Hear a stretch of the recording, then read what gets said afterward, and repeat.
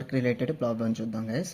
ఇక్కడ 4 men and 6 women can complete A work in 8 days అన్నాడు. ఓకేనా, ఇక్కడ చూద్దాం. 4 men plus 6 women can complete A work in 8 days అన్నాడు.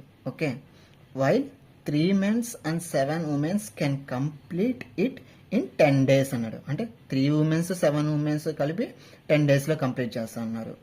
అంటే 3 men plus 7 women వచ్చేసి 10 daysలో కంప్లీట్ చేస్తా అన్నారు. In how many days will 25 women can complete it? అంటే 25 women ఆ వర్క్ని ఎన్ని డేస్ లోపల కంప్లీట్ చేస్తారన్నాడు. అసలు ఎంత వర్క్ ఫస్ట్ అనేది మనం కనుక్కోవాలా. ఇప్పుడు దీన్ని ఎలాగా కనుక్కుంటానంటే ఎంత వర్క్ అనేది total parts is equal to efficiency into number of days.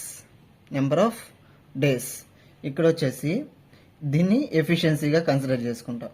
Okay, 4m plus 6 women into 8 is equal to 3m plus 7 w into 10. Okay, ఇక్కడ వచ్చేసి 2 4s 2 5s 4 4s 16 men plus 24 women is equal to 5 3s 15 men plus 5 7s 35 women. Okay, 16 men ఈ 15 ఇటు పక్క పంపిస్తే -50m 35 women minus 24 women. ఇక్కడ వచ్చేసి 1 man is equal to 11 women. m/w is equal to 11/1. Okay, ఇక్కడ ఇది ఎఫిషియన్సీగా కన్సిడర్ చేసుకుంటున్నాను, ఇది నెంబర్ ఆఫ్ డేస్గా అనుకున్నాను కదా. ఇప్పుడు టోటల్ పార్ట్స్. ఓకేనా, ఇక్కడ ఎఫిషియన్సీ అనేది కంప్లీట్ ఎఫిషియన్సీ అనేది మనకు వచ్చింది, యాక్చువల్ ఎఫిషియన్సీ. ఓకే, ఇక్కడ టోటల్ పార్ట్స్ కనుక్కోవాలి. ఓకేనా, టోటల్ పార్ట్స్ ఇది ఈ విధంగా రాసుకున్నాం కదా. దాని m/w ప్లేస్లో 11 1 సబ్స్టిట్యూట్ చేయాలి.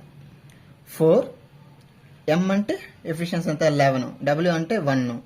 Okay, 11 plus 6 1 into 8, 44 plus 6 into 8, 50 into 8 is equal to 400 parts. Total parts అంతా 400 టోటల్ పార్ట్స్. ఎంత మంది అన్నాడు? 25 women. ఓకే, 25 women అన్నారు. 400 డివైడెడ్ బై 25. 25 అయితే 25, 10 అయితే 10, 15 అయితే 15, ఎంత అయితే అంత 25. 25 1s 25 1 5 0 150 ఉంటుంది. 25 6 150, 16 డేస్లో 25 women అనేది కంప్లీట్ చేస్తారు. ఆప్షన్ ఎక్కడ ఉంది? 16 ఆప్షన్ వచ్చేసి second option. Okay, second option is the correct option. Thank you guys.